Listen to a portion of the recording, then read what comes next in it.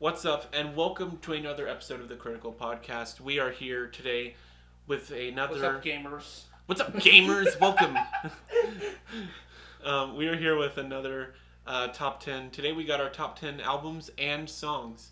We did last year where we did our top 10 album and song as one thing together, right? Or did we do top 10 albums and then top 10 songs? I think we did 10 album, 10 song. Yeah, that would make We talked more... about our 10 album each, and then we talked about our 10 song each. That would make sense. Yeah, that would make more sense. Okay, so we will, because songs are a little bit more interesting and kind of more specific, we'll do albums first and then songs last. Okay.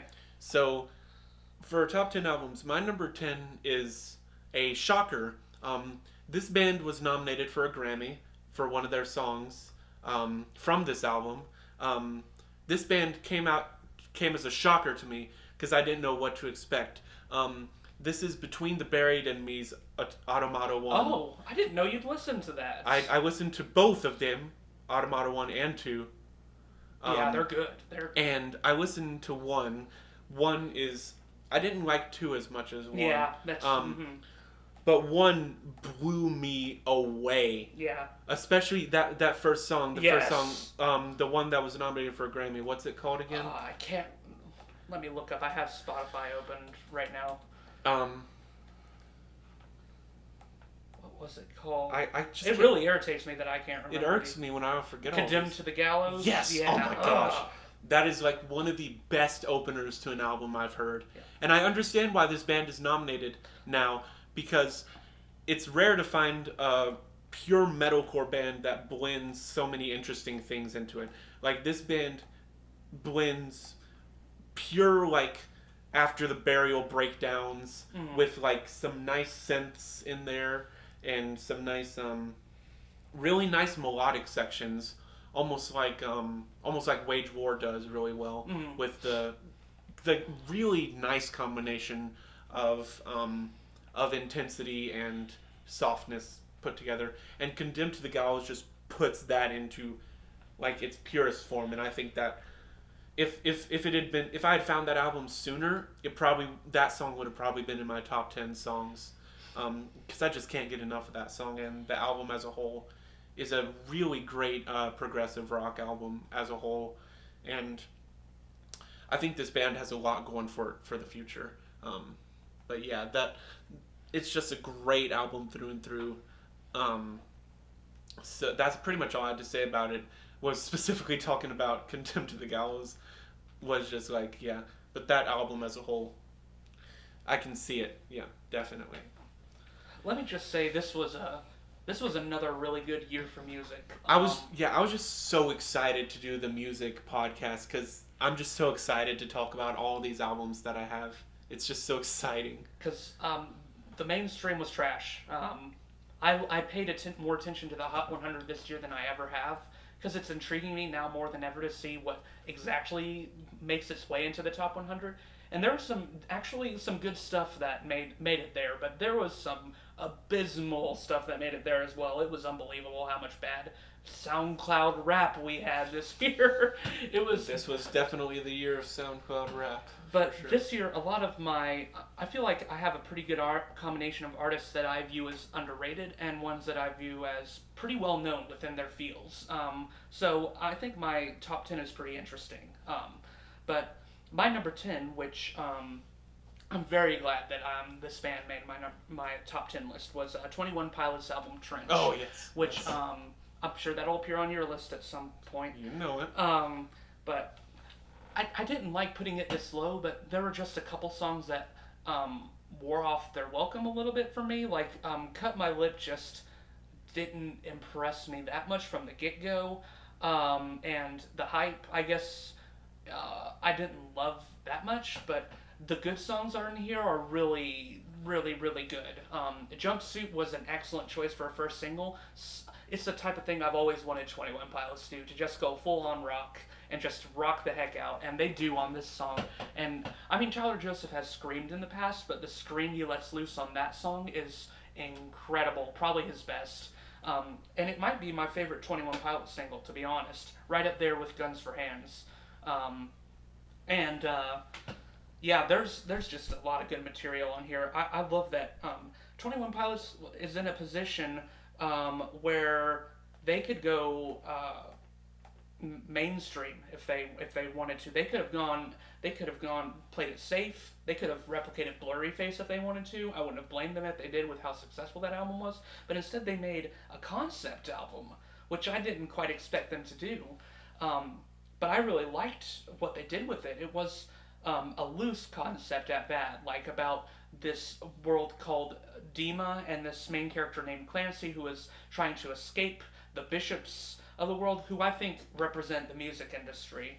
Because Tyler's talked about the corruption of the mainstream music industry a lot, and that's a big subject in this album, which I think it's very fitting. Um, and a lot of this album is interestingly about the songwriting process too, as I started discovering it more. Like Pet Cheetah, which is such a weird Very- track, yeah. but that one's literally like cheetahs used as sort of a metaphor for the songwriting process. Oh yeah, for sure. And then you've got a banger track like Levitate, which has Tyler Joseph going the heck off.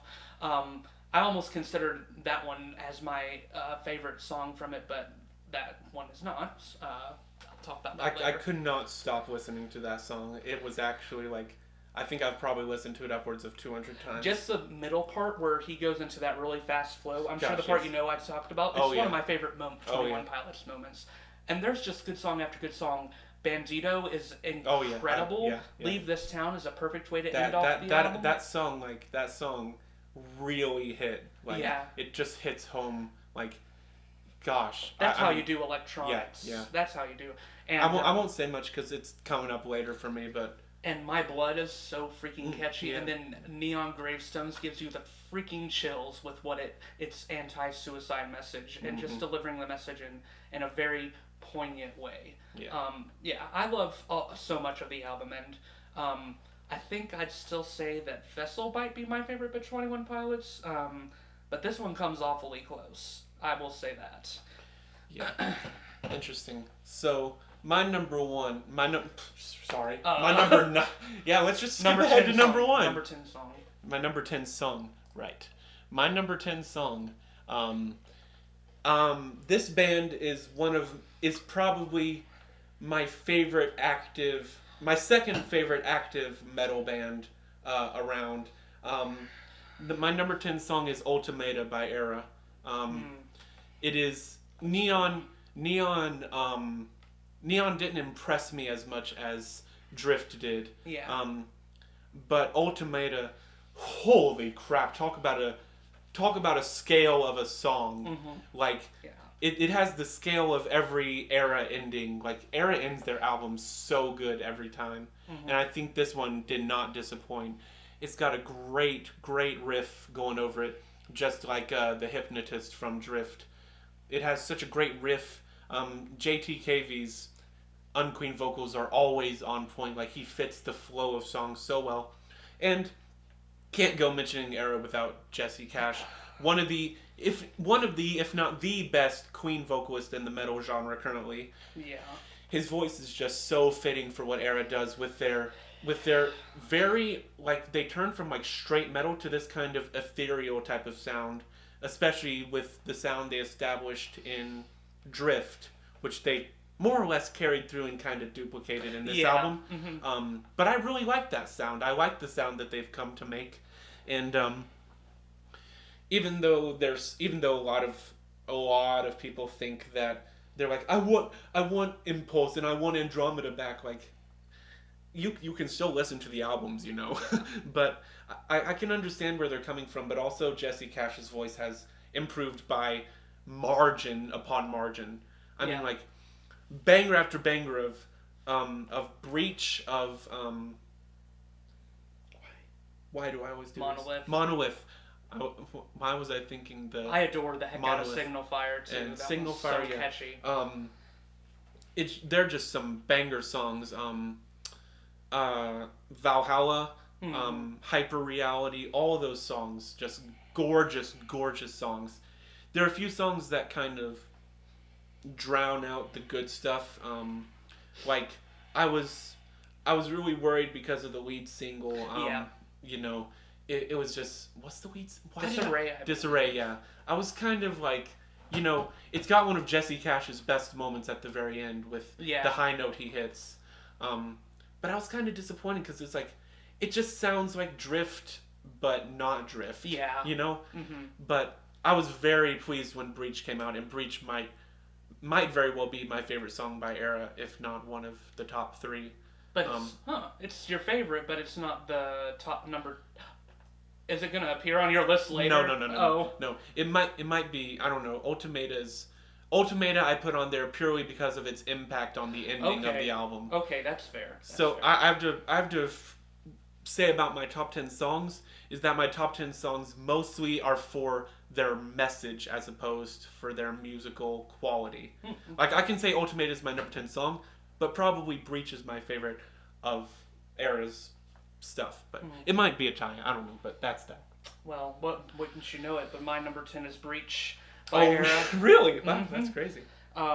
Which, like I agree with you that Neon was a little bit underwhelming. Like, I appreciated Drift more and more the more I thought about it for the risks it took. It took Era in a very different direction than what I thought, and I loved it for that.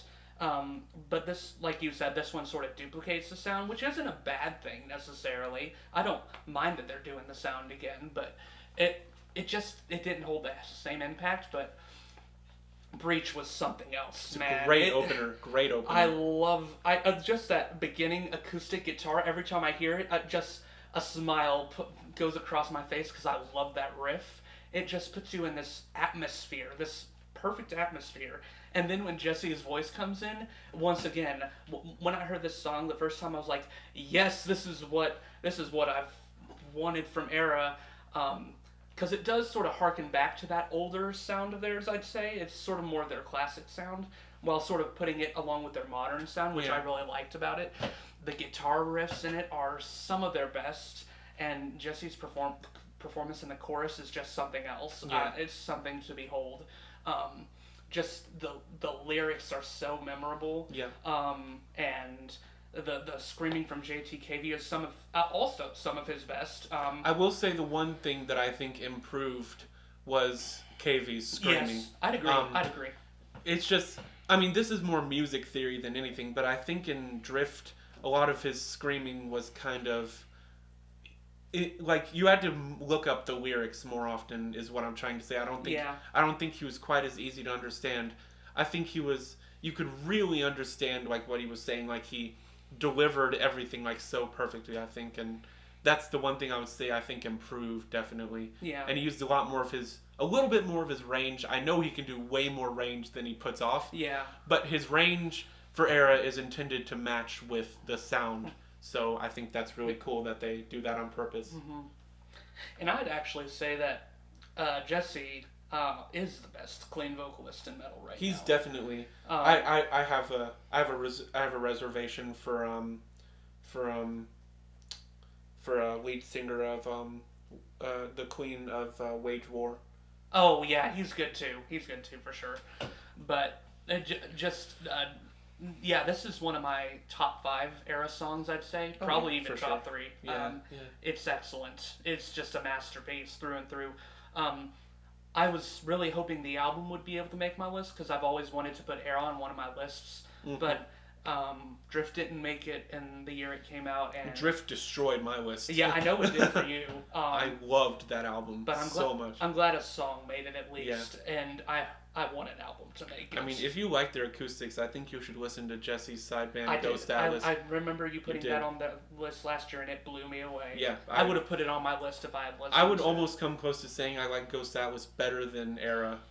It's hard to say, though, because they're two entirely separate things. Yeah. But, whatever. So, on to number 9s.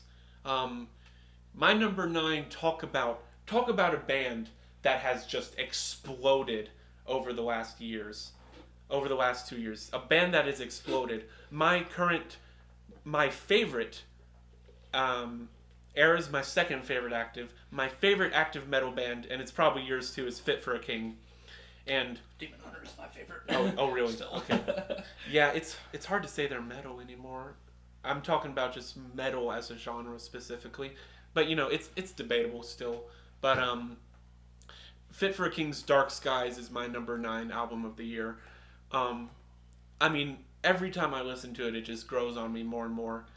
It opens with it's through and through just brutality after brutality. I think the lyrics are some of Fit for a King's best, um, and you know, the Price of Agony has some of the best riffs that can easily match up to stuff from Slave to Nothing, um, and Oblivion is a great ending track. Everything in between is just great, and Ryan Kirby continues to be. I think it's for me either Britain from Wage War or Ryan Kirby as the best unqueen vocalist of the modern Yes, metal genre. I'd absolutely agree with that. I mean, he just improves every album, and you're like, how can he improve? Yeah. Like when you listen to You're something right. like Backbreaker, a 27-second scream. Oh gosh. That song, if you haven't listened to that song, I'm putting a link to that song in the description, and you got to listen to that song because it is debatably one of the best metal songs of this generation. Like, oh my gosh, if you want to get a song that you can like punch bags to, that's it. I love it. Yeah, so my number 9 song. I don't know if you've listened to this band. This Are we doing I both thought at the same time? I just did both at the same time, and you did too. I just did my number 10, Between the Buried and Me, and then immediately I did Ultimata. I could have sworn. And you we did switched. You did Trench, and then you did Trench as your number 10, and then you did Breach as your number 10. Just did that. Okay. You I literally feel like just did that. I feel like we didn't do it like that. We did.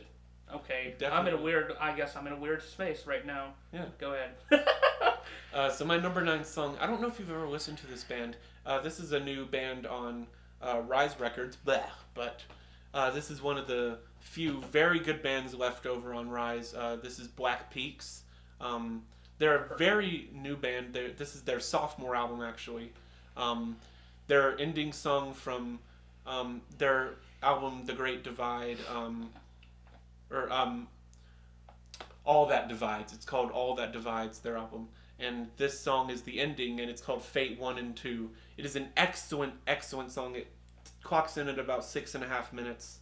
And it is an excellent ending. I can't really explain to you what the song is without you listening to it, so I'll kind of leave the song as more of a mystery. But it is a 6.5 minute, pretty much rock epic, and it's an excellent, excellent song.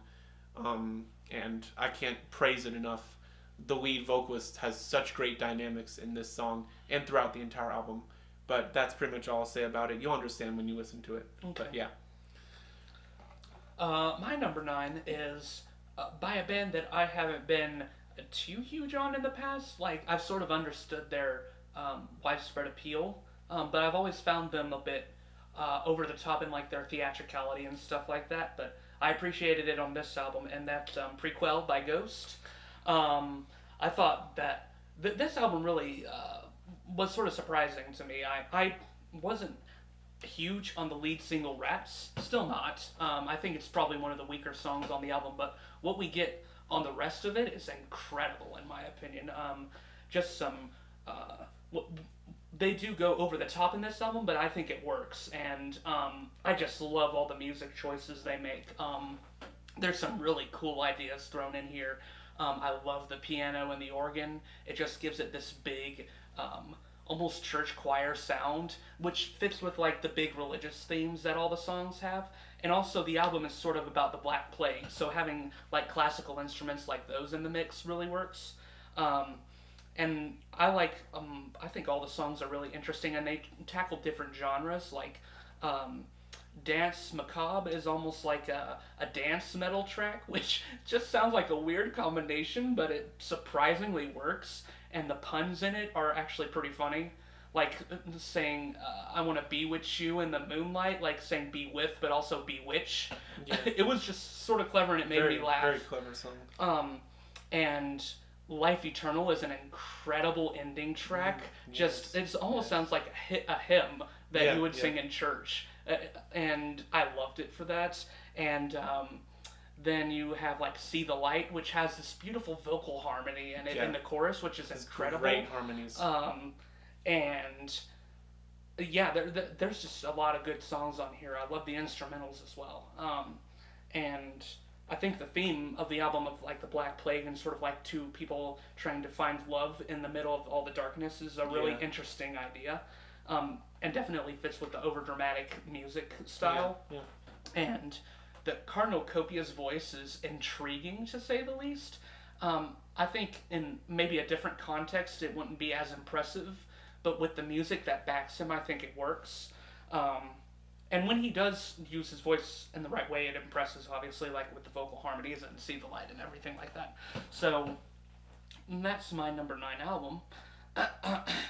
Then my number 9 song does come from the same album, believe it or not. Oh, It's oh. Miasma, which Yes. I think, like I said, I love the instrumentals. I actually think both of the instrumentals are the two best moments on the album, but Miasma is easily the best, in my opinion. I mean, what sells it to me more than anything is the saxophone at the end. Oh, yeah, that's great. Just adore how they use that and make the song take a turn that I was not expecting at all. And it's one of the most engaging instrumental songs I've heard. Oh, yeah. To be honest, I'm not usually that big on instrumental tracks. They have to do a lot to keep me interested. There's only a couple bands that have done instrumentals well, and I guess Ghost is among those that have done them well now.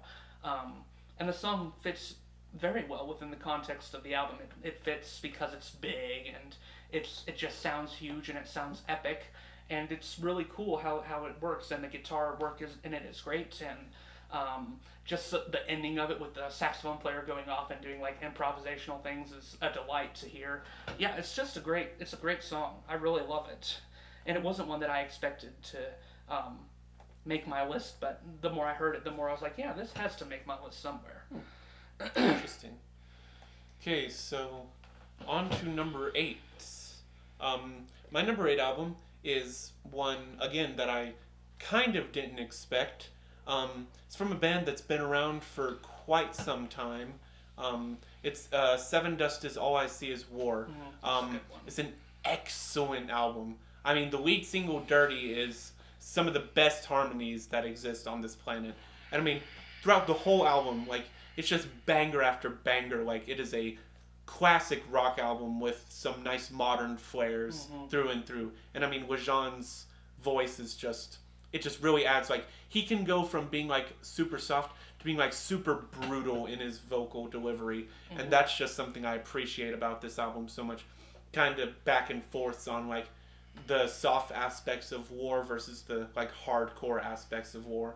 Like, good grief, what an album. I can't really say enough about what this album did, especially for a band that has been around since apparently 1995. Yeah, they've been around for a while. They have been around for quite some time, and a lot of people were saying that this is their best album, and they've been around for... They're on Rise Records now. They are aren't on they? Rise Records, Another yeah. band that's one of the few that's good on well, Rise. probably, I think the But two... not from Rise. Yeah, they are not from Rise, definitely not. Yeah, they're probably the other band left on Rise that's any good. But yeah, I really, really love that album. It's so good. And my number 8 song.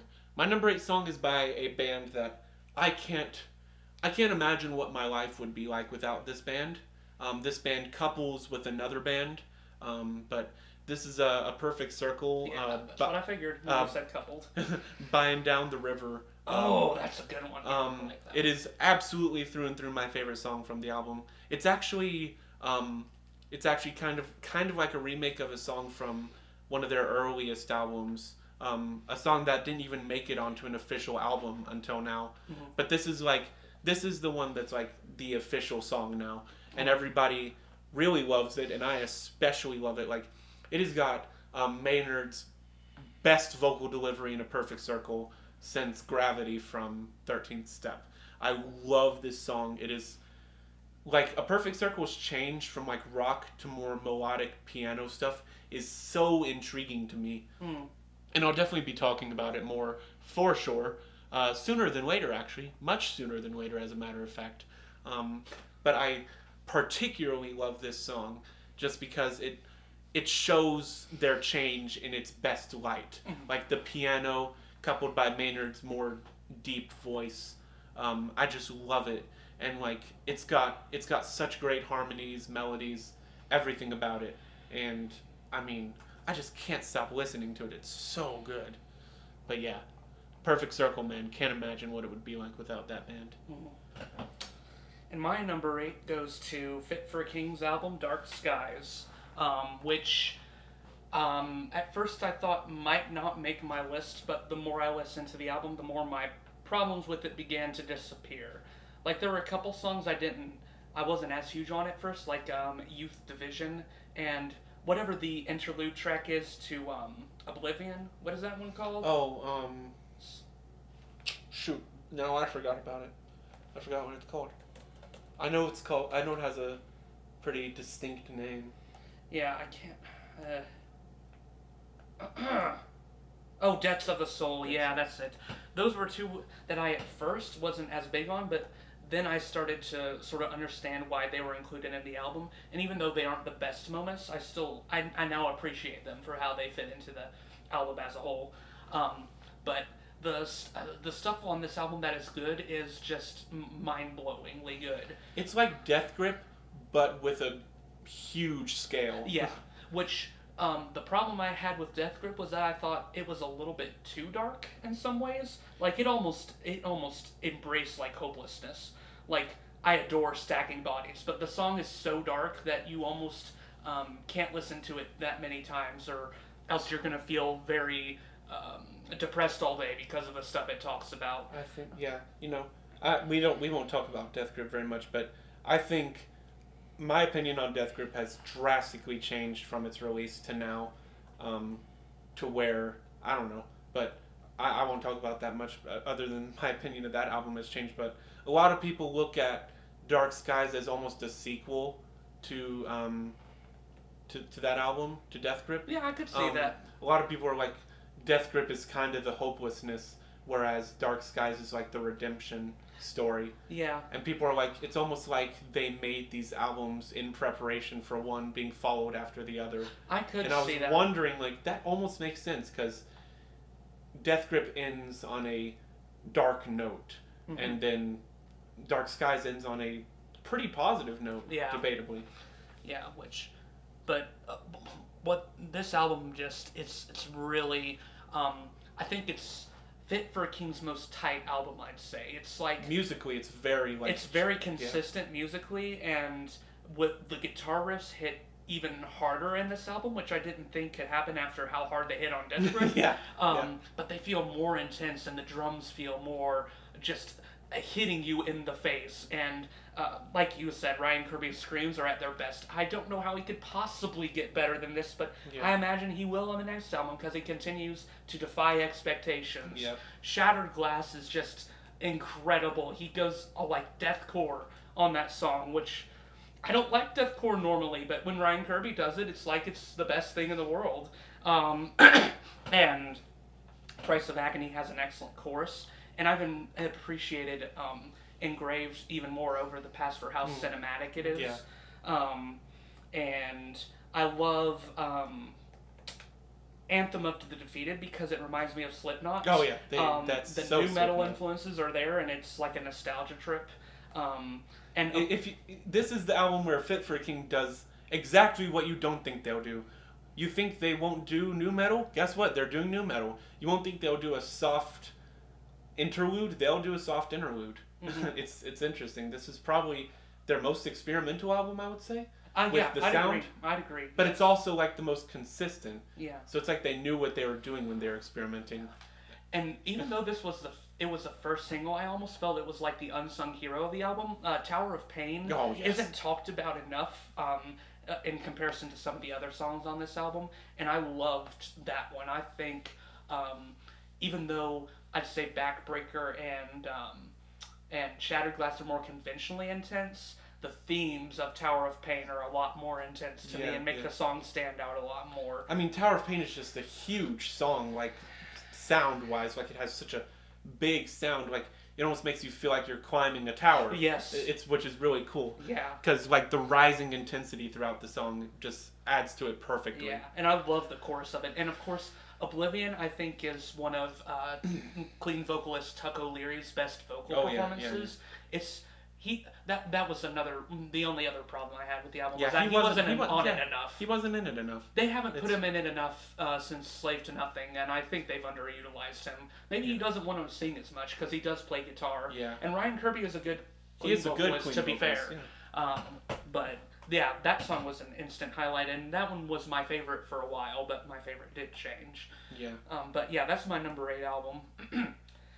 And then my number 8 song is Chlorine by 21 Pilots. Oh yes, that's a great one. Yes. Which this song continues to show that 21 Pilots loves to push boundaries and do new and interesting things with every album.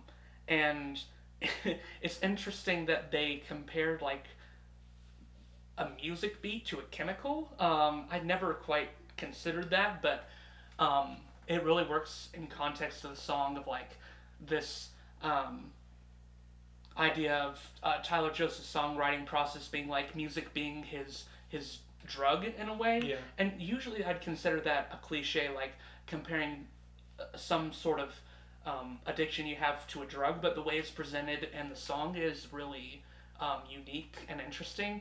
And plus, the song is catchy as all get out. The chorus is incredible. I think that's the single chorus from Trench that I got stuck in my head most. Yeah, just the way it's sung, it's like, oh, you're not gonna get this out of your head for days. They always do those songs from each album, like those songs that'll never get out of your head. Like, yeah, it's great. But what really sold me on the song was the ending. It wasn't at all how I expected the song would end, because the song was pretty catchy and upbeat for the beginning part, but then it turns into almost like a cry out to God at the end, like asking if he can like rebuild him. And because with his song addiction, all he is really just a chemical, which is so cool to think about, that even though he loves doing the songwriting, it isn't really what he wants to define him, which I think is a great way to express your relationship to God. It's probably the best explicitly Christian song I've heard in years. One of the best. There's one on here that'll be a few on here that'll be even better, but out of all the bigger mainstream bands that are doing it, 21 Pilots is one doing it right. Oh yeah. And the fact that they can do a song like this, I mean, they're such a huge band, and they express their faith explicitly, and I appreciate the song for doing that. So that might make me biased, but I don't care. I'm still going to say it. Yeah. And yeah, just in general, one of Tyler Joseph's best vocal performances, in my opinion. The way he changes his vocal style at the end to a bit lower was a little surprising to me. And I loved Josh Dunn's drumming on it as well. I mean, I'm gonna be never mind. I think Chlorine might be 21 Pilots' most creative song. Like, it is lyrically so innovative and original. Mm-hmm. I that is definitely one of my highlights from that album for sure. My number 7, as I said, it would be coming sooner than later. My number 7 album of the year is A Perfect Circle's Eat the Elephant. I found A Perfect Circle now 2 years ago already, through that album 13th Step. 13th Step is my second favorite album of all time, next to Lateralis by Tool, which is my number 1 album of all time. So Maynard's just like, what he does is just so ingenious. Like, he is one of the most unique creators of our time, I think, and what he does in Tool and what he does in A Perfect Circle are two entirely different things. But A Perfect Circle is the first band to resurface after Maynard's legal stuff. And this album marks one of the craziest changes. It's almost like Bring Me the Horizons change in its level of just like complete turnaround from what they were doing before. It's probably not as drastic as what Bring Me the Horizon did, but it's definitely like, you can tell there's a big change in what they're wanting to do musically. And yeah, just everything about it, like the drumming on the album is probably one of the highlights. Like it just keeps a really nice beat throughout, and it's a great album with Maynard's favorite theme being politics, but politics is one of the themes he discusses more in Tool, but also Tool does it in a very weird way, more or less. But this album is more like, I don't really know. There's not really a consistent theme to it, but there's definitely a consistent sound to it. Like I said, "By and Down the River" is my favorite song. I know you don't like the ending, but "Get the Wet Out" is absolutely is probably my second favorite song off the album, just because I'll admit it's grown on me. it's like it's as close as Tool will get to coming to a Perfect Circle album, with its instrumental experimentation and the vocal experimentation. It's as close as it can be to being Tool without not being Tool, which is awesome, and I love that. And there are so many other highlights, like "Talk Talk" is classic Perfect Circle. I like that one a lot. Going back to their old days on Mer de Nom, that is definitely the most intense song on the album. And then "Disillusioned" is a beautiful, beautiful song. That one would be an honorable mention for me. That almost made my top 10 because of how much that one affected me. Yeah, it is a beautiful song. That's more 13th Step style Perfect Circle, but that is a great song as well. And "Delicious" is another classic Perfect Circle type deal with its intense guitars.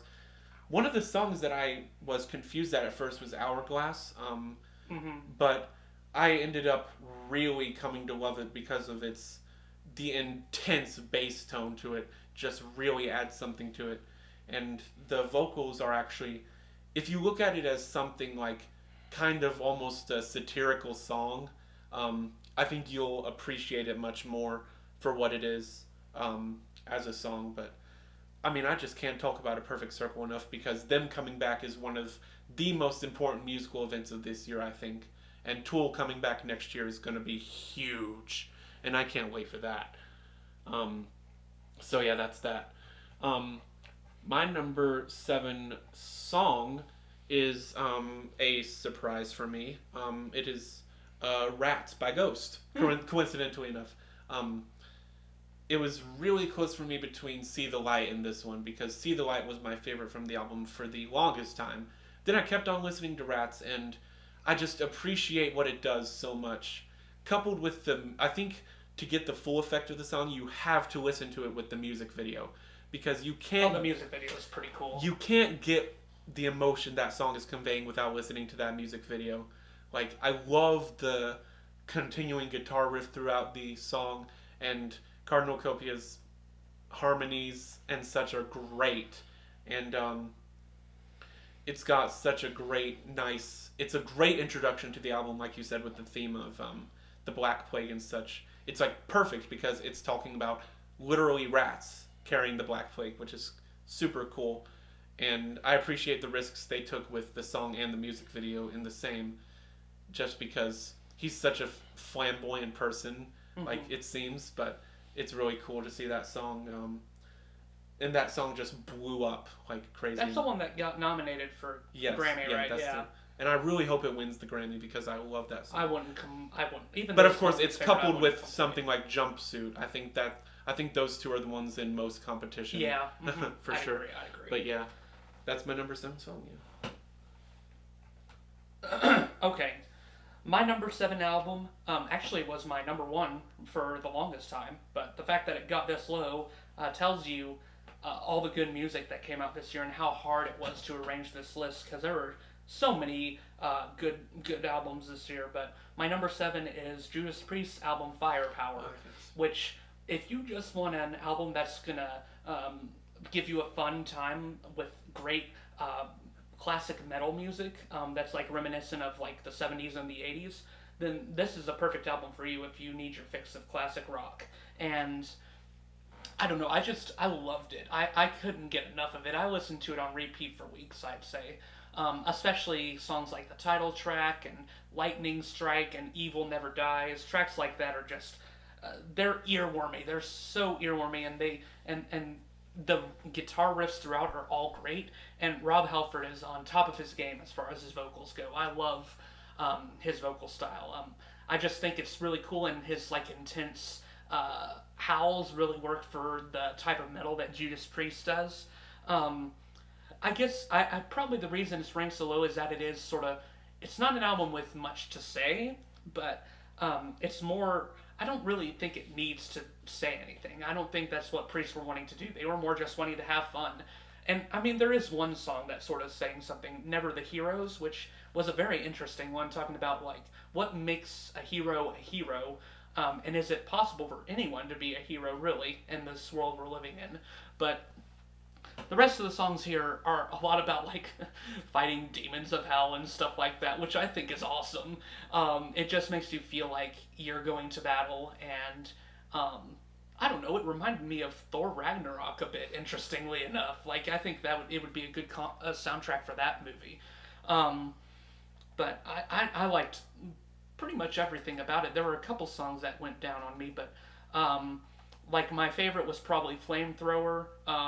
I just love how Rob Halford's voice keeps on going higher and higher at the end, where he hits this really high pitch, and it's really impressive. And the guitar solo in it is incredible. It's one of my it would be one of my honorable mention songs. Unfortunately, no songs from the album made it to my top 10, but the album did. So yeah, there's that. And then my number 7, which I don't know if this one will Number 7 song. number 7 song, yeah. I don't know if this one will surprise you or not, but it's I Gave Up by Under Oath. Oh, that does not surprise me at all. By how much you talked about that song. Yeah, the album is actually not in my list, which is sort of unfortunate because I did like the album, but it didn't. I guess it didn't stand the test of time as much. The more I thought about it, Yeah. but I Gave Up certainly did. It left a mark on me. It's just it was one of those songs this year that gave me cold chills with like the lead singer talking about like his tough relationship with God and the church and how he feels disconnected with both, and he's basically given up on both. And I mean, it's basically a song about like a crisis in faith, and I think it's sort of relatable in that regard because, I mean, even if whether you're a non-believer or you are a believer, you've had a crisis or a lack of belief at some point in an entity of some sort, and I think the way the band presents it is really incredible. And also, this song is not exactly something you'd expect from Under Oath. They're more known for their intense metal sound, although this album they sort of, I think, are wanting to be more known as a rock band with some metal tendencies. They're sort of going the way that I'd say Bring Me the Horizon is going, which is a good thing because they're being, well, not like the same style, but what I'm saying is that they're innovating in the genre, and they're not doing the same thing everyone else is doing, even though people unreasonably are hating on them for changing their sound. Actually, a lot of people really like Bring Me the Horizon, surprisingly.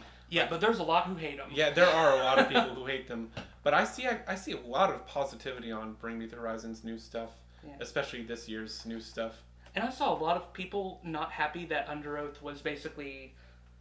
They were saying Under Oath was rejecting God in this album, but They're not at all. I think this song is not really a rejection of God. I think it's more a rejection of the idea of how he felt the church showed God to him, and I think that was such an interesting thing. Yeah.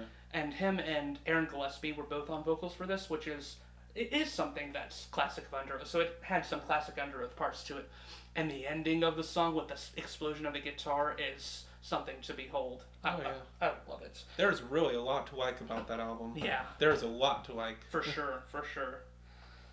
But yeah, that was my number 7 song. Cool. Okay.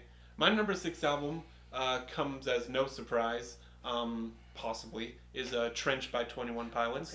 Okay. I'm of the unpopular opinion that I just don't really like Blurry Face as a whole. It's definitely gone down with me over time, for sure. I don't know. It just didn't stick with me like Vessels does. Vessel singular. I love that album. But I didn't expect Trench to do what it did. I think Trench is unquestionably my favorite 21 Pilots album. it's really difficult to compare the two though, because Vessel is so good.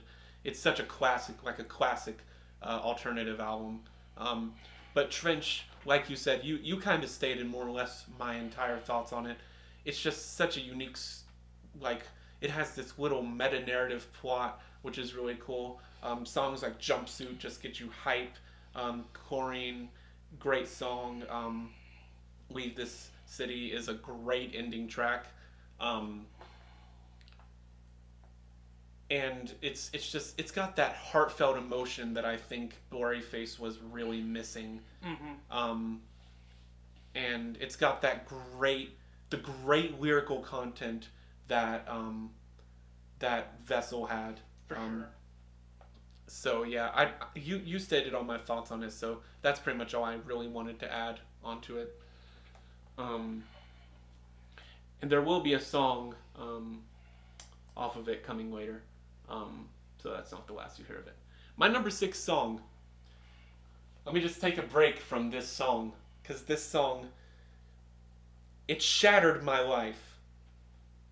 My number 6 song is "Shattered Glass" by Fit for a King. Oh, okay. I was Um, wondering why you weren't mentioning that one. um, what do you say about a song like this? It is, it has seriously become my favorite Fit for a King song. It beat out "Slave to Nothing." Really? It is, that's hard to do, okay? Because "Slave to Nothing" was actually one of my favorite song of all time for the longest time. Um, but "Shattered Glass" is like, it's like if you could name a song, break down the song, this would be that song. Yeah. Because it just starts off immediately with Ryan Kirby screaming, and it just goes into some of the best breakdown. Like it has the best, like if you could call like a metal flow, it has like the best metal flow to it, with some of the best breakdowns in history of metal. Okay, quick question. Did you hear on Instagram where Fit for a King posted an alternate version of the song? And it sounded even more brutal than the original. Yeah. Oh my gosh. That's so cool. Yeah. Yeah. But I would almost compare it to More Than Nameless from Death Grip, because that song has one of the most unique breakdowns that I've ever heard, with the like kind of glitchy breakdown, which is really cool. yeah. This one is unique in that it really it just goes off. Like Ryan Kirby, I've never heard him go off on his unclean vocals like that since Stacking Bodies. Like it's seriously so intense, and it just kind of it emphasizes what comes next, which is Tower of Pain. Like two extremely intense songs, one after the other. Mhm. And Shattered Glass just is the fact that a song like that exists shows how much Ryan Kirby is capable of. And I still think there's way more to come from the way that Fit for a King could get even more intense in the future. Mhm. Was that it? Yep, that's Okay. it. My number 6 album, and this is one I know that you haven't heard. It's by the Punch Brothers. It's called All Ashore. Now, for those of you who don't know the Punch Brothers, they're a very interesting group, to say the least. They sort of they adapt the classic bluegrass style, but sort of update it into a more modern sound. And it's really interesting what they do with it. I love all their albums. It was actually our old youth leader, Jeremy, who introduced me to the band. Not a surprise. He loves them, and I got hooked on them immediately. I think they have some of the most talented musicians in their field. The banjo player is excellent, and Chris Thile, the lead singer, is probably the best mandolin player I've ever heard. Not that I've heard that many mandolin players, so I don't know. But he's widely regarded by others as one of the best as well. But this album, it was just something else. It addressed the political turmoil of this year in a very um, subtle way. Like, it talked more about the human reaction to all the political divide in the world. And I think it did it in such a powerful way. Like, it didn't stereotype anyone into one corner, and it was trying to sort of assure everyone that at the end of the day, it'll be okay as long as we like all learn to love each other. That's sort of what the album concludes on, which I sort of love that conclusion. Like, yeah, and all the songs on it are great. I think it's some of the band's most intricate work to date. Like the song "Just Look at This Mess" is probably their most intense song lyrically. There's just some shocking moments in the album that are uh, just not what you'd expect from the band. They even dropped the F bomb one time, and which they've never done in a previous album. But it works for the context of the song, and it's only a 7-track album, but it's over 40 minutes. So the songs are long, and they really do a good job of developing. And yeah, I think it's a masterpiece of an album, I'd say, and I think I can say that comfortably. And then my number 6 song, "When Everything Means Nothing" by Fit for a King, which this song is a punch. Wait, so we had the same number 6 song by the band. Yeah. Yes.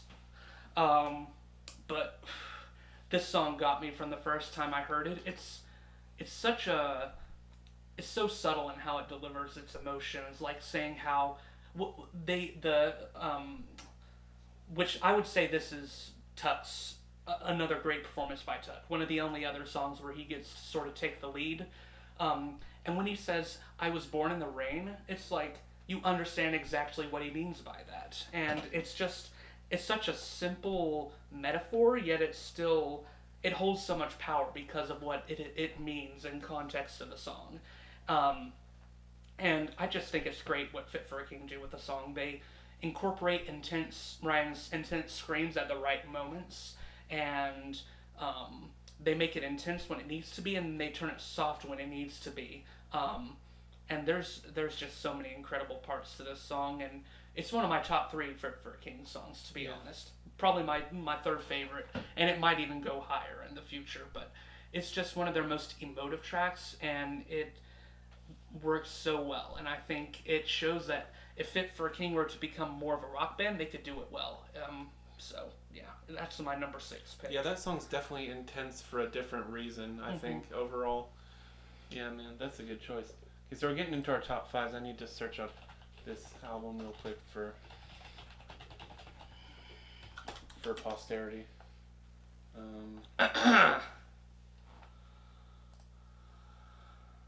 Okay, yeah. My number 5 album comes from a slight shock. This is a band I discovered thanks to YouTube recommend, because I've started to listen to a lot of 80s rock stuff.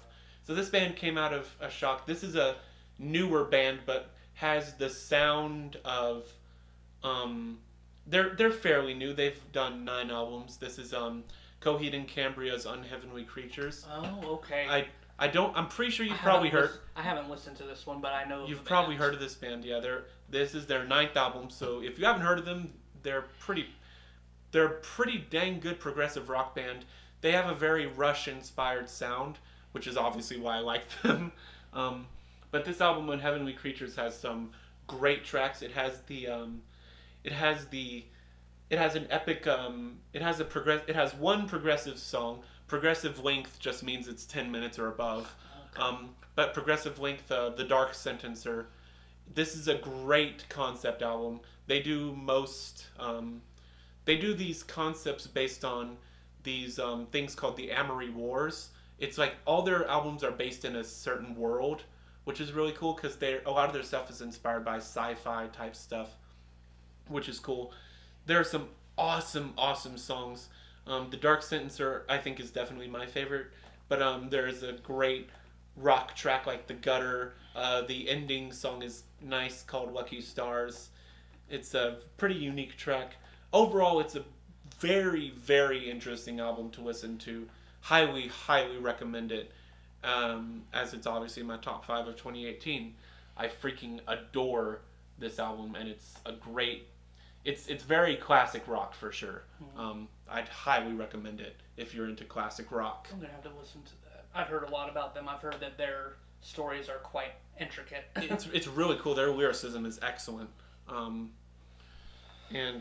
Yeah. So my number 5 song is, these songs are starting to get into songs that really hit on the emotional side of me. This number 5 song is possibly the hardest hitting emotional song I've listened to. That's Neon Gravestones by 21 Pilots. Good choice. It is it's probably the most heartbreaking song that 21 Pilots has made. There's some excellent lyrical choices and the instrumentals are great. There's a really great moment at the end where there's no instruments, it's just Tyler Joseph kind of doing a semi-rap, semi-talk type of deal. It's a really difficult song to listen to, but it is worth it if you listen to it because Tyler Joseph just spreads one of the best messages through that song. Yeah. And the chorus is just haunting. It is haunting. Like Neon Gravestones, like glorifying suicide. That is one of the most terrifying ideas that can be out there. It's just an ingenious song for all the best reasons. So that is one of them for sure. Okay. My number 5 album, and now we're getting, like you said, into things that have really impacted us, and this one definitely was, I think, an album that everyone needed this year, but most notably this person. It's Mike Shinoda's album Post Traumatic. Which, if you don't know Mike Shinoda, I don't know why you wouldn't. He's the rapper for Linkin Park. He also did clean vocals for Linkin Park as well. Although I didn't always think he was the best singer for the band's style of music. Although, I will admit, and this is something that I'm going to say right now, One More Light has grown on me as an album. It's still not good by any stretch, but some of the songs stand out a little bit more to me now that I have sort of taken time away from the album. It's still a bit disappointing, but it's better than I remember it being when I returned to it. But anyway, this album rivals any Linkin Park album, honestly.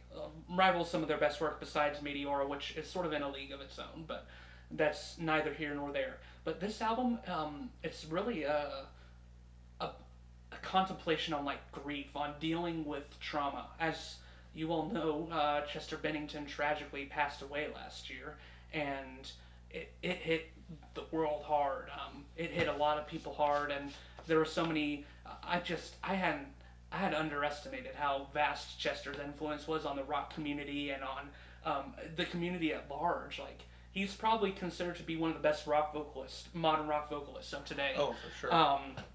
But I mean, him and Mike Shinoda were best friends, and I wouldn't have blamed Mike if he wanted to drop the whole music thing and just move on. But instead, he made an incredible album with just some of the best rap songs I've heard in a long time. Just great song after great song. The lead single, Over Again, it still brings a tear to my eye just because of how honest and raw it is. It's just one of those songs that you're not prepared for, and it hits you, and it's just, the chorus is so simple. It's like just saying sometimes you say goodbye once, it's like saying goodbye over and over and over again, and it's such a simple statement, but it's also a truthful statement, and that's why it hurts so much. And then you've got songs like Nothing Makes Sense Anymore, which is probably the most honest view of dealing with grief I've ever seen. And yeah, there's just so many good songs on here. I like how Mike sort of uses his style from Fort Minor as well as like Linkin Park style. Like, you can see that on a song like Promises I Can't Keep, which sounds exactly like something you'd hear on 1,000 Suns, or on a song like Running From My Shadow, which reminds me so much of Meteora and is easily my favorite from the album. Just incredible song. And I love that the album ends on the most redemptive note possible, like sort of it ends on Can't Hear You Now, I believe is the name of the song, and it sort of ends like with a farewell to Chester, sort of like a see you later, which is really touching. And the album is 18 tracks, I think, and there's not really a bad one in the bunch. Maybe one or two, but the good ones here are just really good. I mean, we've seen in the music industry how much that death of Chester hit in the rock community. Like, so many bands did songs that were meant to be tributes to Chester. Yeah. Like so many. I can't even list off how many bands did that. Yeah. But that was also, yeah, that album is, that's another album that's really hard to listen to, but again, it's worth it. And my number 5, this is probably the best song lyrically I listened to all year, I'd say, or one of the best, is All Ashore by the Punch Brothers, which is the title track from their album of the same name. And I have to read some of the lyrics off this because they're just amazing. It gives some of the best like metaphorical imagery of two people going through turmoil that I've ever seen. It like sort of establishes this family and how they're feeling emotionally in this new dark American landscape. And it describes how the mother cussed like a man of war through the fog of an early morning with nothing more than coffee filling up her sails, which is just such intriguing lyrics. Like I've never heard like a sorrow described like that, and it just makes sense. And then the father is sort of described with more brutal imagery. It describes him like he burns like a meteor through a night of his own diversions, hoping to blaze half a second of a glowing trail, which is just such beautiful lyric writing. I just can't emphasize enough. The song is 7 minutes long, and it goes through a lot of interesting phases. It is an epic in almost every way, and it's just, I don't know how much more I could really say about it. It's just something that you sort of need to hear for yourself, just how incredible it is. But yeah, it's really something. It's really something. And it's sort of a trend with all my top 5 is that they're all sort of songs that I describe as epics in one way or another. So get ready for that. Yeah. So my number 4 album is an interesting one. Again, it was kind of one I wasn't expecting. It is Prequel by Ghost. Oh. It hit way higher than I thought it would. Every single time I listened to the album, it grew on me more and more and more and more and more. To the point where I don't think there's a single bad song anymore. The intro song is kind of underwhelming for Rats That Follows. Oh, yeah. But other than that, the whole album is just like great. It's kind of one of those albums you can have a lot of fun listening to, but at the same time you can listen to it and be like, wow, they like, a lot of people say that like their musicianship kind of took a downfall with this album, which makes no sense to me. Musically, it's a really tight album through and through. Like a lot of times, like you said, with those instrumentals like Miasma and what's the other instrumental? The one before the last. It has track. a weird name. I can't even pronounce it. Helifonster. That sounds right. Yeah, I don't remember what it means, but it's a why did I forget the whatever. It's a song. Look it up. I promise. It's a song. I promise. I think it's like Slavic or something. I don't know. But anyways. It sounded Celtic to me. Yeah, maybe Celtic. Probably Celtic. Yeah. But I think you kind of gave my thoughts on it more or less. I just really loved it through and through. Cardinal Copia's voice just adds that little twinge, and the guitar and especially the bass tone throughout is just really nice. And of course, Miasma with its insane saxophone solo. Yeah. We don't get a lot of saxophone solos in rock. No, we don't. And I think they're well appreciated at many times, so that's cool. My number 4 song is, I think a lot of people would say this is possibly the most important song of this year. It's This Is America by Childish Gambino. Oh, really? Yeah. Huh. First rap song that's hit my top 10 in my life. Great song. And it hit me by surprise. If anybody knows me in any way, shape, or form, rap is possibly my second least favorite form of music. I think, again, Shinoda kind of broke that trend for me, but that was kind of its own thing. But Childish Gambino, man, This Is America hit hard, and it still does. Like, you listen to that song, it is just a brutal song through and through, and Gambino's message is just ridiculously intense. Like, the music, coupled with the music video, you don't know what to think after you've watched it. That's one where I'd say you need to watch the music video in order Exactly. to get the message. It's so intense. Yeah, lyrically, lyrically it's actually pretty simple, Mm-hmm. but Uh-huh. it's repetitive for a reason. Yeah. Because the music video's message is that you're distracted by repetitive garbage that gets thrown at you when in the background there's horrible stuff going on. Mm-hmm. And Childish Gambino just ingeniously does it. But of course, the simplicity of the song again adds to the intensity of the message, which I think is great. It's great music theory for him. So yeah, that's a great song. Love Gambino. Yeah. I think I've heard that he's releasing his last album soon or something like that. It's not a surprise. He's got a busy life ahead of He's him. got an acting career. He's got his own show, Atlanta. He is a One of the most successful people. Working who man. really deserves it. yeah, he's got it. Okay, so my number 4, and this would be, I'd say, my second biggest surprise of the year. My first is like my number 2 pick, but this is my second biggest surprise of the year. It's Remedy Drive's album, The North Star. Which the reason I would have never thought this band would make my list, because in the past they've sort of embodied what I feel is the genericness of like contemporary Christian music. Like their music in the past has just been very run of the mill, until about their third album, I'd say, which I can't even remember the name of at the moment.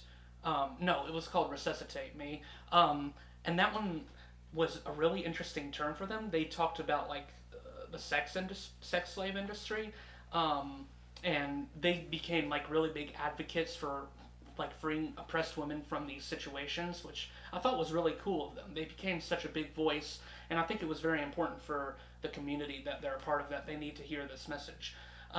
But the North Star sort of takes that message further, and I think it does it even better. And that's because the album takes some huge risks for the band. Like the song Warlike, for an example, sounds like freaking Rage Against the Machine, which is not a band I ever thought I'd compare Remedy Drive to. And like the driving beat and the guitar riffs in it are huge. There's this big explosion at the end that is something incredible to behold. And yeah, it's an incredible song. In the beginning track, You Got Fire, which sort of establishes the theme of the album, like that we have this motivation, we have this innate desire inside of us to be like human to other people, and that we need to not let that fire die out, and we need to reach out to other people and help oppressed people in situations. And this album never goes to the point where, like I was talking about with Punch Brothers album, it never goes to the point where it's dividing people, but it is addressing an audience that is a little bit uncomfortable with getting political, and I think that it's good that Remedy Drive is making people uncomfortable, because people need to be uncomfortable sometimes, and the album does it in just the right way.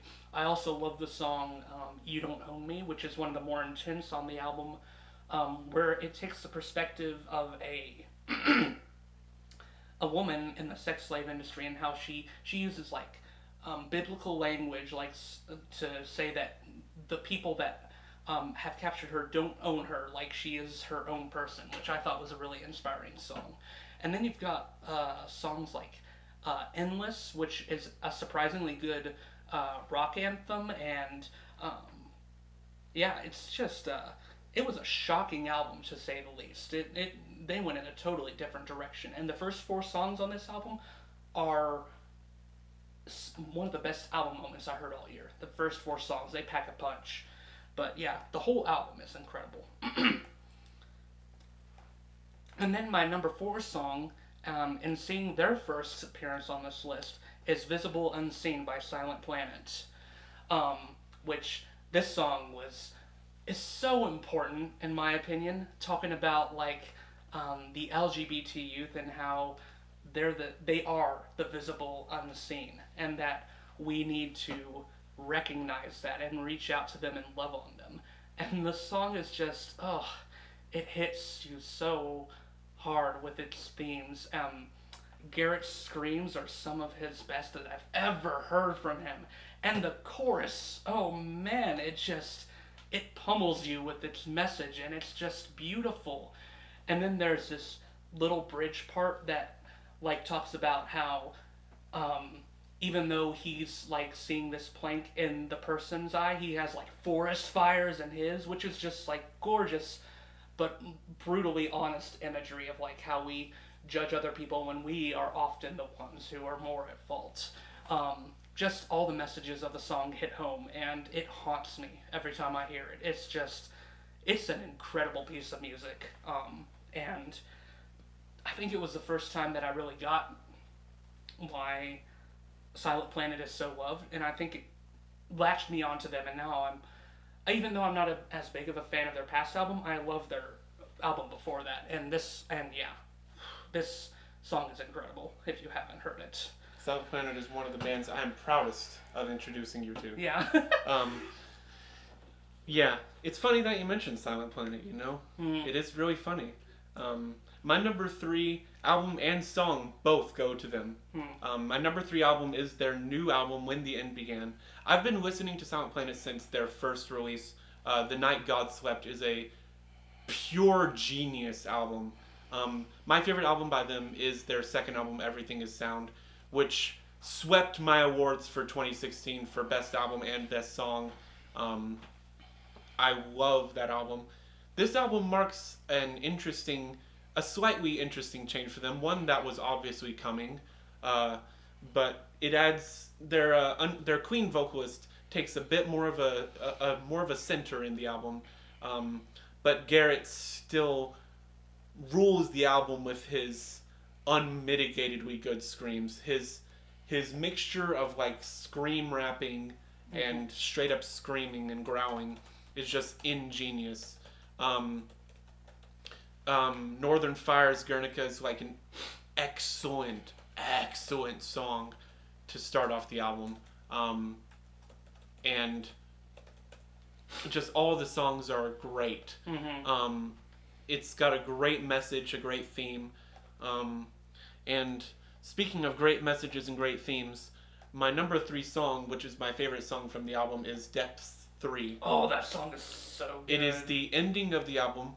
Depths has been a series of songs that Silent Planet has been doing since their first album. Yeah. Depths 2 is from The Night God Slept. That is a great song, but Depths 3 adds the perfect finale to the trilogy. I agree. It's intense at its best moments, and it's soft at its best moments, which is what Depths has been known for throughout its series.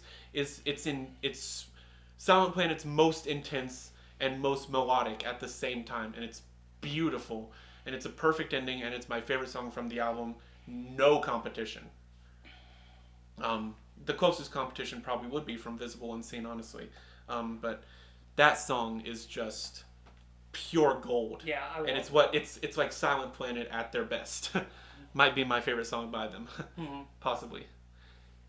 But yeah. Yeah, Visible Unseen is easily my favorite by them. Okay, so my number 3 is by a band I just discovered this year, Tremonti's album A Dying Machine, which is... I discovered them, a song by them from my YouTube recommended. I'm not going to say which one it is because it's going to appear soon, but... I think I know which one it is. Just this whole album is a great example of what modern metal should be. Mark Tremonti is a great vocalist and a superb guitarist. He's considered one of the best guitarists in his field, and this album shows you why. It has some excellent guitar work. He's also a guitarist for the band Alter Bridge, which also has renowned vocalist Miles Kennedy in it. But anyway, I didn't know he had his own side band. I never heard of them, and I don't know why at this point, because this album is excellent. Especially the first 11 songs. The last 2, I'm not as big on, because I think they sort of contradict the themes that the album had been going through for the most of it, but the first 11 are so good that the other 2 can almost be forgiven. Just perfection in the first 11 tracks. You've got the opener, Bringer of War, which is one of the most hyped tracks I've heard all year. Just so much fun to listen to, and that chorus you're gonna sing along to it very quickly. And then you've got a monster of a track like Make It Hurt, which has one of the most hooky choruses I've heard all year, and the guitar riff is one of the most interesting I've heard all year as well. And then you've got these really heart wrenching songs like The First, The Last, which is probably one of the best love ballads I've heard all year. It isn't cheesy or overdone. And then you got us As the Silence Becomes Me, which gives me cold chills every time I hear it. Just some beautiful vocal harmonies in that track. And then you've got Traits, which is the most haunting song on the album. It has this dark guitar riff that makes you feel like you're entering this foreboding world. The album just goes through the gamut of emotions, which sort of makes sense because its concept is about like a robotic life trying to become sentient and figuring out how to be human, and discovering like love and sorrow and war and all these different things, and it's trying to figure out all of them, and it's an interesting study in like how we as humans function and trying to understand that. It's such a cool concept and it works, and it's just very relatable to anyone. I think the album is just excellent, and I didn't know it'd be so high on my list, but my enjoyment of it was so immense that I had to put it at number three. I definitely recommend it if you haven't listened to it.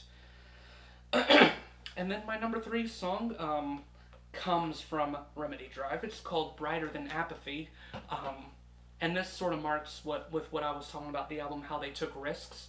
This song is 6 minutes long about, and I think it sort of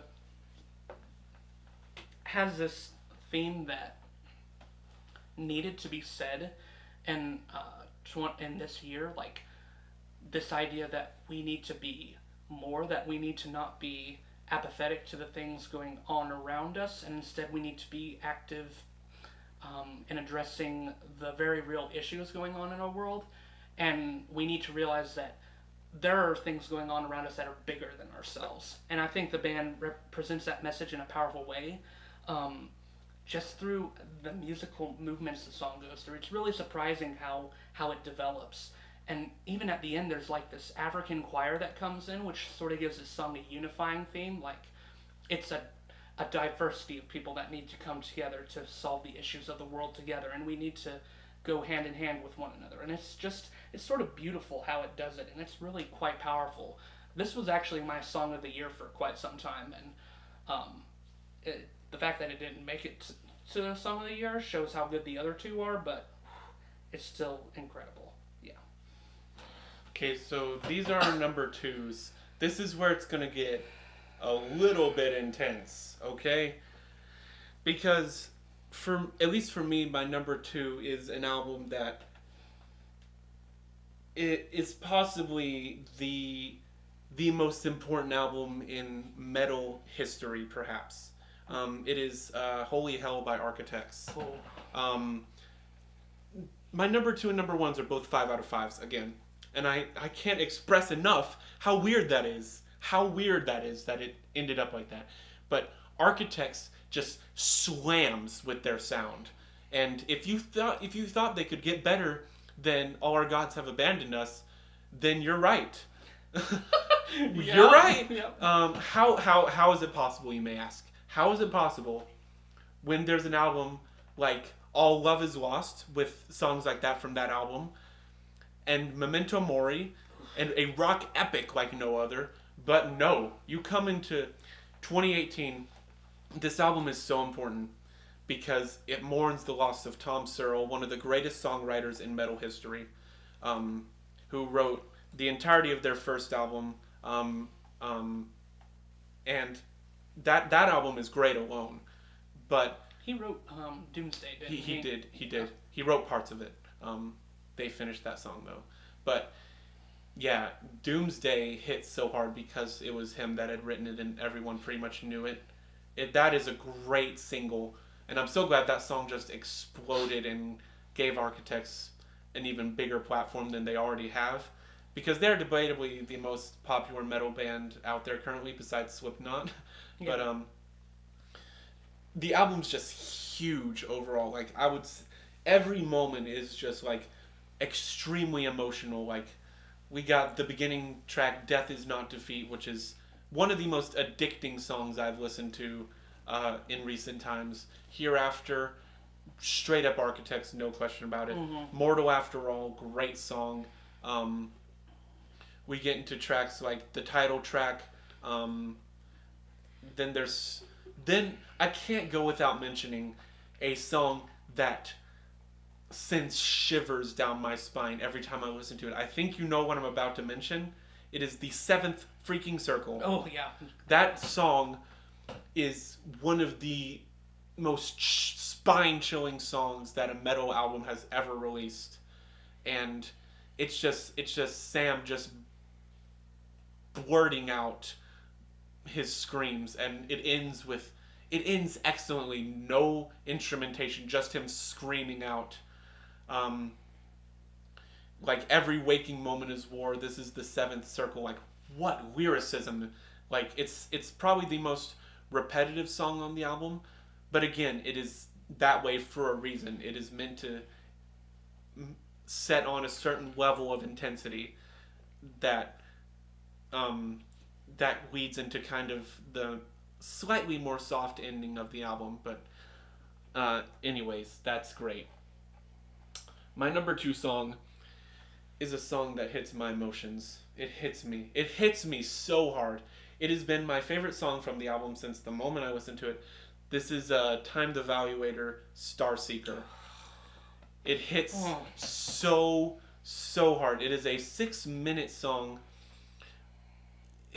Man, the lyricism, the instrumentation, the ending vocalization, everything about what Time the Evaluator does and will do in the future is just, I'm so looking forward to it. It's so sad that their lead singer is leaving because he has such a great voice, but I don't care because they have a great future ahead of them, and I will unquestionably support what they do in the future because, my gosh, Starseeker is, it's a freaking emotional song, and it's got so many. It's like a 3-act play. It's got so many great moments. Yeah, that's just a song that's never gonna be. It might end up being in my top songs of all time in the future. Okay. My number 2, and trust me, this was my most surprising of the year, was When the End Began by Silent Planet. I didn't expect them to make this list, but this album just blew me away from the first time I heard it. It's an experience, to say the least. It is one of the best written albums I've ever heard. It's like you're reading a book. Oh yeah, Garrett does that all the time. Which yeah, I've even on their other albums, which I initially wasn't as huge on, I still always appreciated the lyrics that the band concocted, and I think the lyrics on this are some of their best.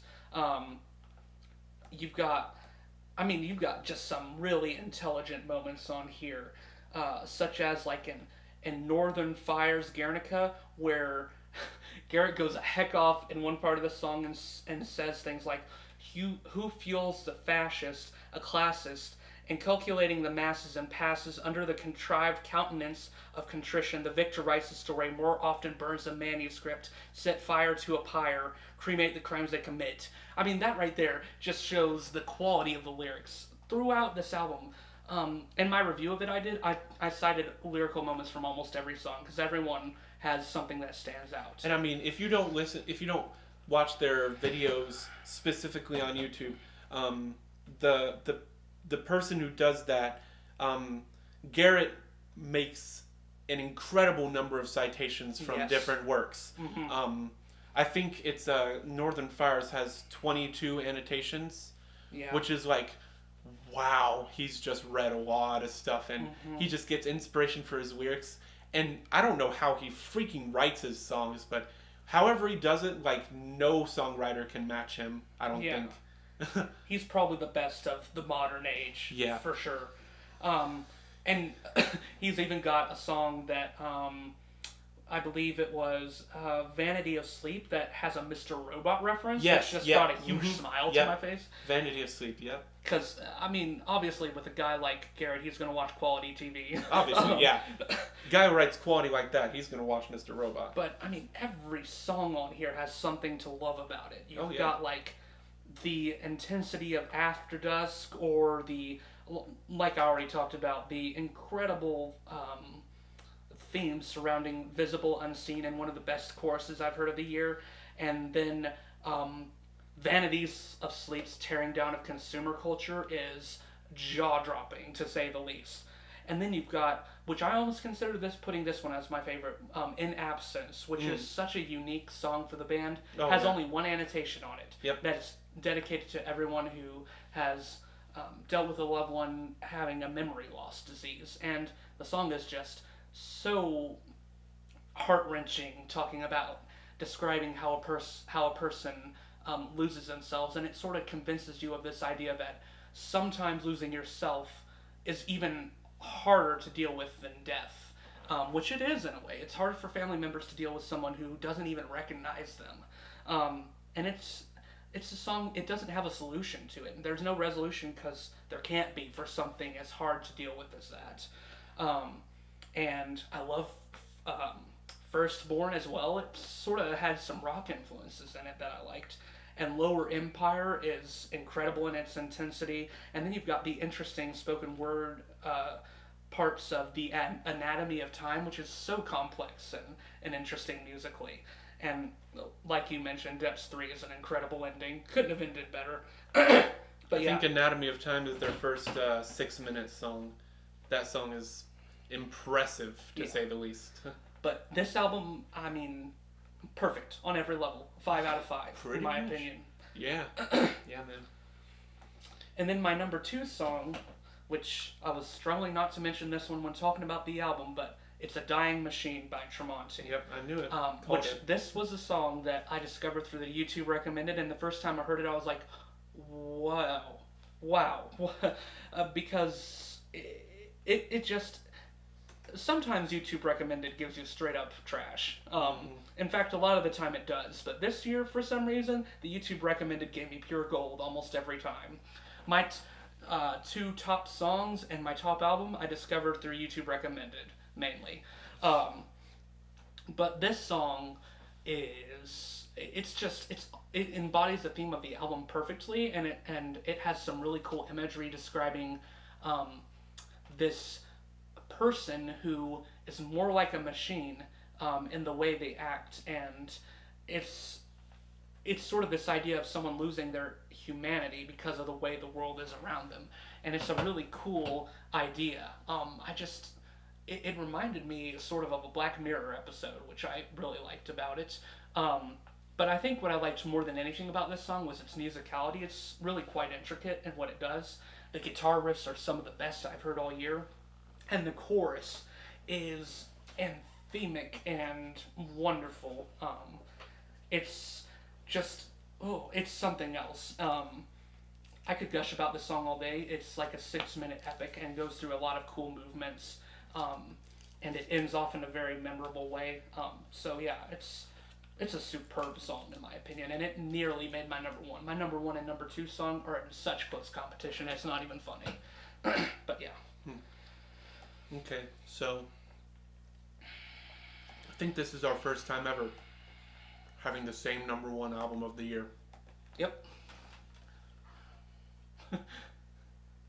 On 3, say the artist. Okay. 1, 2, 3. Time the Evaluator. Where do you begin? I guess begin at the end. Yeah, because the first Get song it? is called Terminus, which is literally about the end. What do you say about a beginning track? What do you say about a beginning track? 5.5 minutes of pure golden beginning. Like, never have I been so just brought into an album by a song like that one. I mean, the guitar riff is so uniquely Time the Evaluator. And the fact that on their first album you already know like, oh, that's them. Yep, They already have a that's distinct sound. Oh yeah. They already sound like a veteran band, and this is only their first album. That was like the top comment on the album too. Was like the fact that they've already made this sound in their first album is like just a huge, just huge starting point for them. And just it just keeps on like you think you can't like you can't beat Terminus. Like Yeah. you listen to the first song, you're like you can't beat this, and then you go to like In Control, and you're like okay maybe you can, and then you get to The Violent Noise, and you're like okay, I don't know which one's my favorite so far. Yeah. And then you get to track number 4, Fugitive, and then you're like, yep, it still can't choose my favorite. And then you get to Cloud freaking City, and one of the most beautiful tracks. That was debatably going to be my favorite. It was so hard to choose between that one and Starseeker, because Cloud City has some great harmonies, Yeah. great vocal moments, and then you get into you get into the second half of the album. You're like, the first half was good. The first half was really good. You're like, but surely the second half's going to start like, being like, all right. Nope. It's even better It's than the even first better half. than the first half. I'm glad we agree on that. For the most part, yeah. Let me bring it up real quick, because it's in my recent history. But yeah, since we're on the first half right now, Yeah. I'm going to go ahead and jump in. And Ghost Atlas just released a new song. Oh, really? Yep. Cool. But this was the only album I went to not having heard a single song on it. I went into it not wanting to know anything about it because I was just immensely curious about this band. I mean, their name is so weird. Timed Evaluator, I was like, what does that mean? And the album name was even more intriguing. How fleeting, how fragile. What are they going to talk about? And the cover was just really cool and quite beautiful. Probably the best album cover of the year.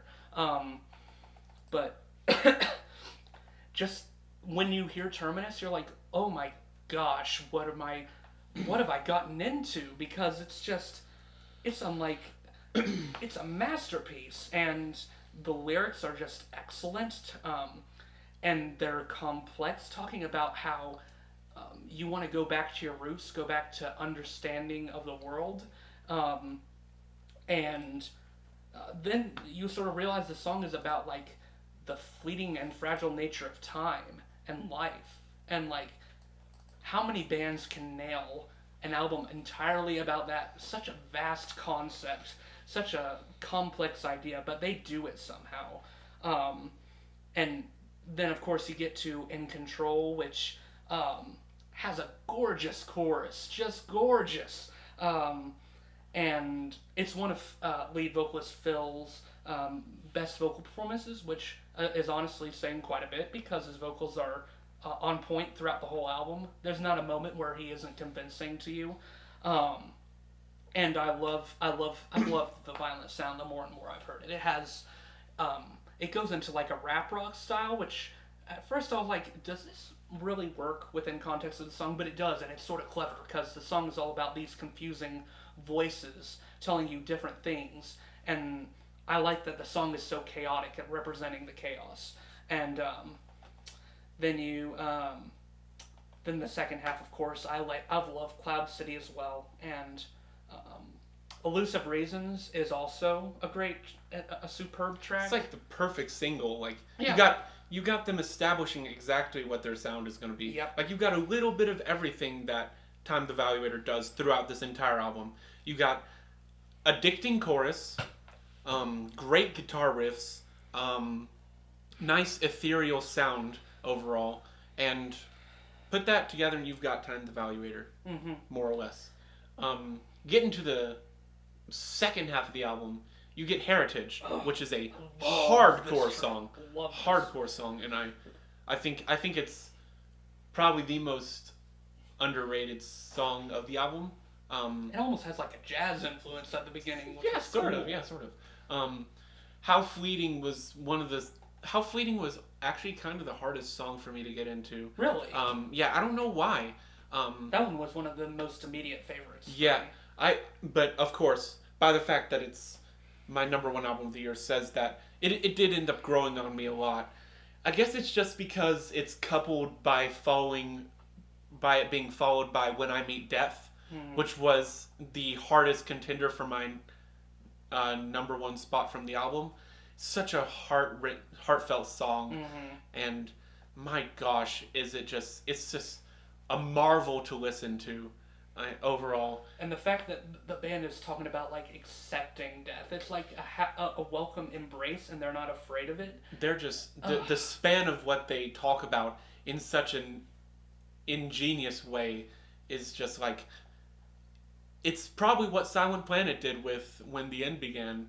It's like, it's so hard to nail these wide concepts in your first album, and there are very few bands that can do it so well. And then you've got a track like Onryo, which Just if hard. the band went more metalcore, I would be totally down for it. Yeah, Because Onryo shows what they could possibly do as a metal band. It's like, yeah, man, that track is just pretty hardcore. And of course, Starseeker, that was my number 2 song of the year. Just beauty to listen to. And then you have the ending. How Fragile, it was a song at first that I didn't fully appreciate or understand, because I was like, why wouldn't you end on Starseeker? It's such an epic song, and you're ending on this more downbeat, low-key track. But the more you think about it, the more it makes sense, and I think it's clever. Because Starseeker is all about reaching for the stars, and then How Fragile is like coming back to Earth. Yeah. And sort of understanding that at the end of the day, there are some simple truths that you need to accept. Yeah. Yet there are also complex truths, like life is fragile, time is fleeting. And it's like those two things, they're so simple and so complex at the same time. And I was like, wow. I think really what they did with that ending is just try to bring it back to this ultimate simplicity of life. And it's just so ingenious, because they end the album with how fleeting is a moment in time, how fragile is the essence of life. Yes. And that's just so hard to listen to, but it's such an honest truth.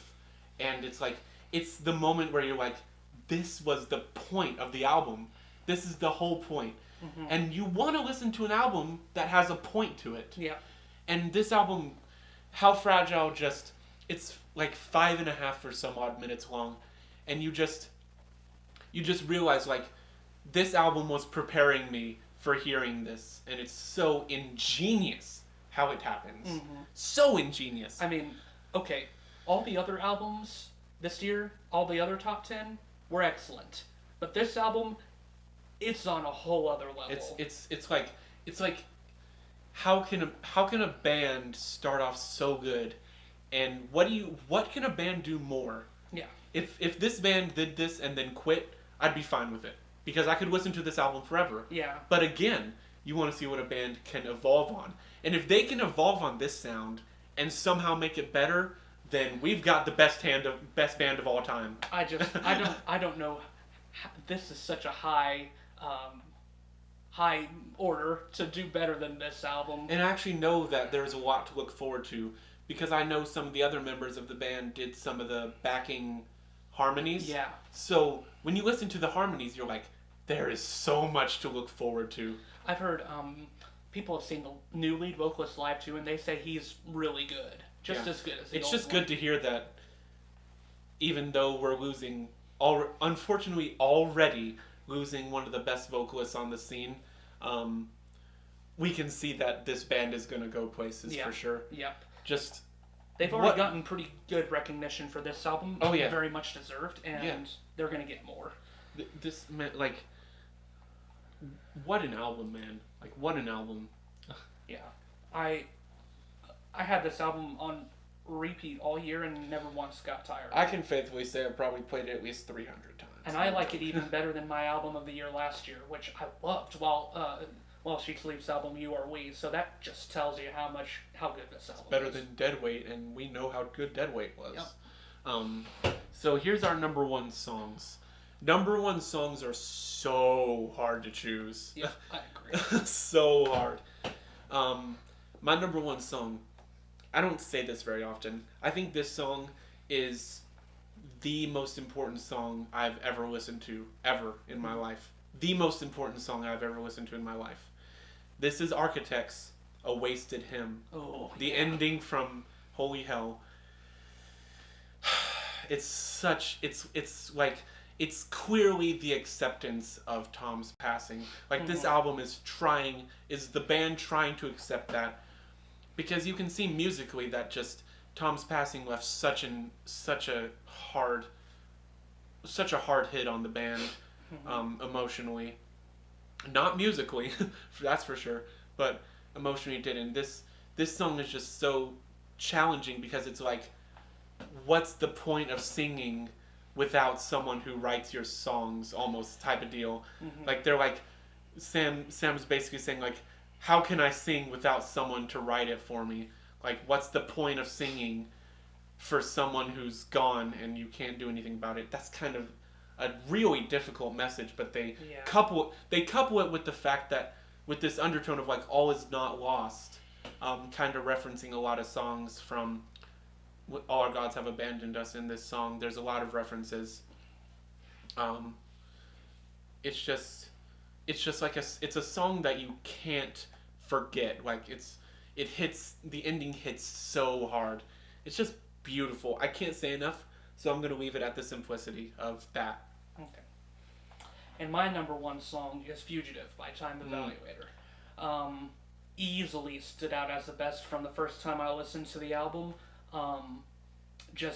It's indescribable what they did on this song. I think this song sort of shows the potential of what their future albums could be if they sort of combine metalcore with rock and with the sort of progressive sound they have. That interesting little piano stuff they do too. It's cool.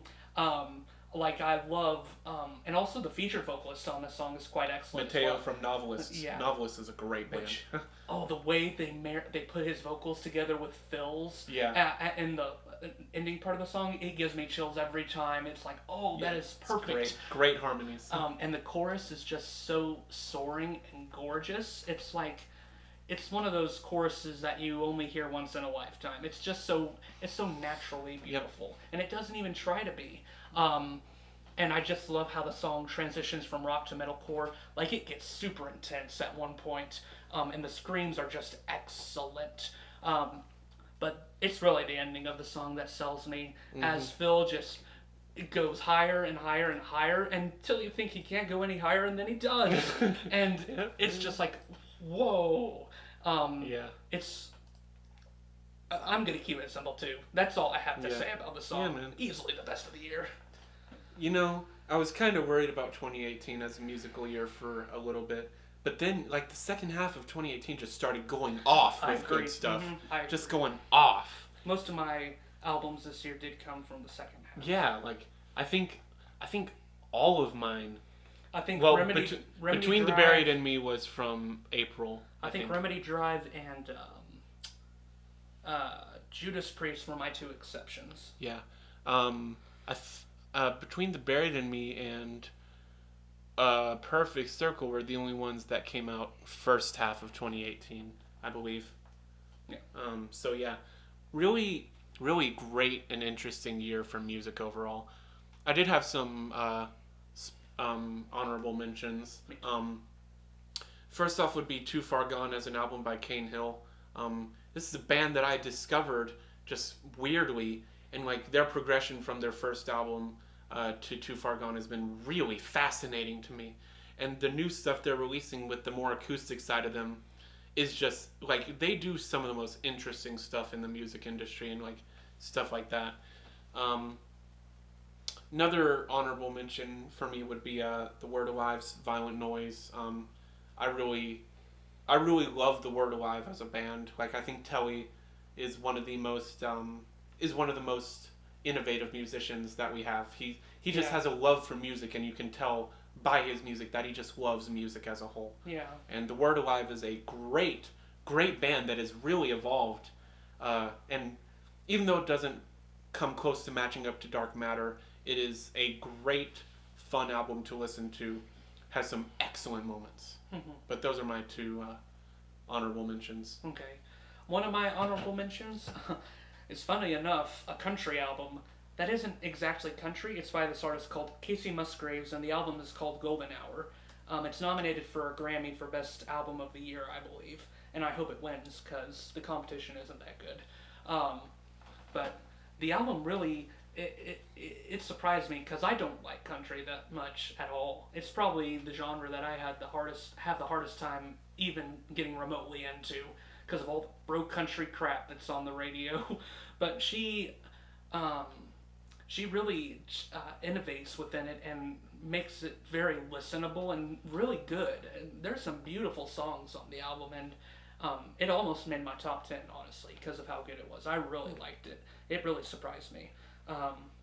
Other honorable mentions to me would be, like you, The Word Alive, Violent Noise, and Erase Me by Under Oath, and Dispose by The Plot in You, which for a while was an album I had in my top 10, but it didn't age well with me, I guess. Yeah. I think I'm the same with that album. There's some good stuff, but it kind of lost my interest after a while. And as far as honorable mention songs go, I have War Evermore by The Word Alive. Oh yeah, that's which great is song. Dedicated to Jessica Bennington, and I think it's an excellent anti-suicide song as well. Running from My Shadow by Mike Shinoda, I sort of mentioned that one. Flamethrower by Judas Priest. Gods by Nothing But Thieves, which they released an EP this year. I don't know if you know that. I did not know but that. It's all about the how the corrupt politicians are the gods of the world and everything, and the corrupt media and all that. It's really good. Well, now there's something else to listen to. Great. This Is America by Childish Gambino is also an honorable mention for me. Cool. All right, well, that's all for our music stuff of this year. This is our last thing that we're recording for 2018. I have nothing left to record for this year, so this was our final thing. Thank you all for joining us for this. After this video, which will be released on the 30th, when this video is released, I'll have a video tomorrow from when this releases, so it's going to be on New Year's Eve. Very special video commemorating the end of the year. It's going to be it was a lot of fun to make, and it was a lot of torture as well, if that indicates what it's going to be. So that's all I'll leave it at. Okay. Yeah. I know what you're talking about now. So thank you all so much for watching. Thank you all for a great 2018. I'll be seeing you all next year soon, and I hope you all have a great New Year's once again. So thank you all for watching, and we'll see you all soon.